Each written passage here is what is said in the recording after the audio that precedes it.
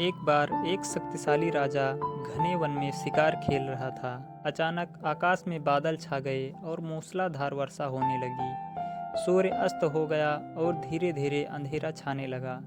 अंधेरे में राजा अपने रास्ते भूल गया और सिपाहियों से अलग हो गया। भूख प्यास और थकावट से व्याकुल राजा जंगल के किनारे एक टीले पर बैठ गया। थोड़ी देर बाद उसने वहां 3 बालकों को देखा। तीनों बालक अच्छे मित्र थे। वे गांव की ओर जा रहे थे। सुनो बच्चों, जरा यहाँ आओ, राजा ने उन्हें बुलाया। बालक जब वहां पहुंचे तो राजा ने उनसे पूछा, क्या कहीं से थोड़ा भोजन और जल मिलेगा? मैं बहुत प्यासा हूँ और भूख भी बहुत लगी है। बालकों ने उत्तर दिया, अवश्य, हम घर जाकर अभी कुछ ले आते हैं। वे गांव की ओर भागे और तुरंत जल और भोजन ले आए। राजा बच्चों के उत्साह और प्रेम को देखकर बहुत प्रसन्न हुआ। राजा बोला, प्यारे बच्चों, तुम लोग जीवन में क्या करना चाहते हो? मैं तुम सबकी सहायता करना चाहता हूँ। कुछ देर सोचने के बाद एक बालक बोला, मुझे धन चाहिए। मैं कभी 2 समय की रोटी नहीं खाई, कभी सुंदर वस्त्र नहीं पहने हैं, इसलिए मुझे केवल धन चाहिए। राजा मुस्कुराकर बोले, ठीक है, मैं तुम्हें इतना धन दूंगा कि जीवन भर सुखी रहोगे। यह शब्द सुनते ही बालकों की खुशी का ठिकाना न रहा। दूसरे बालक ने बड़े उत्साह से पूछा, क्या आप मुझे एक बड़ा सा बंगला और घोड़ा गाड़ी देंगे? राजा ने कहा, अगर तुम्हें यही चाहिए तो तुम्हारी इच्छा भी पूरी हो जाएगी। तीसरे बालक ने कहा, मुझे ना धन चाहिए ना ही बंगला गाड़ी, मुझे तो आप ऐसा आशीर्वाद दीजिए जिससे मैं पढ़ लिख कर विद्वान बन सकूं और शिक्षा समाप्त होने पर मैं अपने देश की सेवा कर सकूं। तीसरे बालक की इच्छा सुनकर राजा बहुत प्रभावित हुआ। उसने उसके लिए उत्तम शिक्षा का प्रबंध किया।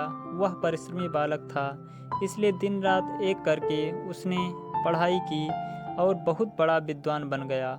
और समय आने पर राजा ने उसे अपने राज्य में मंत्री पद पर नियुक्त कर लिया। एक दिन अचानक राजा को वर्षों पहले घटी उस घटना की याद आई। उन्होंने मंत्री से कहा, वर्षों पहले तुम्हारे साथ जो 2 बालक थे, अब उनकी क्या हालचाल है? मैं चाहता हूँ कि एक बार फिर मैं एक साथ तुम तीनों से मिलूं। अतः कल अपने उन दोनों मित्रों को भोजन पर आमंत्रित कर लो। मंत्री ने दोनों को संदेशा भिजवा दिया और अगले दिन सभी एक साथ राजा के सामने उपस्थित हो गए। आज तुम तीनों को एक बार फिर एक साथ देखकर मैं बहुत प्रसन्न हूँ। इनके बारे में तो मैं जानता हूँ, पर तुम दोनों अपने बारे में बताओ। राजा ने मंत्री के कंधे पर हाथ रखते हुए कहा। जिस बालक ने धन मांगा था वह दुखी होते हुए बोला, राजा साहब, मैंने उस दिन आपसे धन मांगकर बड़ी गलती की।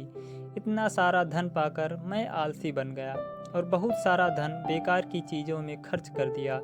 मेरा बहुत सा धन चोरी भी हो गया और कुछ 1 वर्षों में ही मैं वापस उसी स्थिति में पहुंच गया जिसमें आपने मुझे देखा था।